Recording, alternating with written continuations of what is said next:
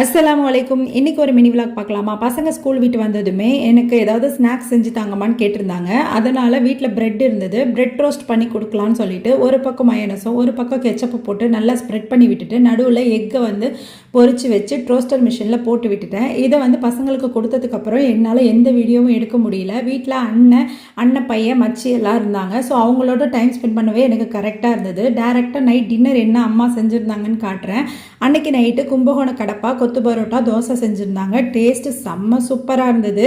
என் அண்ணன் பையனை பாருங்கள், அந்த பொம்மையை வச்சுட்டு செம்ம ஆட்டம். அன்றைக்கி ஜாலியாக போச்சு. இது மறுநாள் காலையில் அண்ணன் காலையிலேயே அணைக்கரை போய் மீன் வாங்கிட்டு வரலான்னு சொல்லியிருந்தாங்க. ஸோ நானும் அண்ணனும் பைக்கில் தான் போயிருந்தோம். செம்ம குளிர். அங்கே போய் பார்த்தா மீனெல்லாம் தண்ணியில் துடிக்க விளையாண்டுட்டு இருந்தாங்க. எங்களுக்கு வேண்டிய மீனை நாங்கள் வெயிட் போட்டு வாங்கி வெட்ட கொடுத்துட்டோம். கிளைமேட் பயங்கரமாக இருந்தது. அன்றைக்கி ஜாலியாக போச்சு. இன்ஷா அல்லாஹ் நாளைக்கு ஒரு மினி விலாக்ல பார்க்கலாம். அஸ்ஸலாமு அலைக்கும்.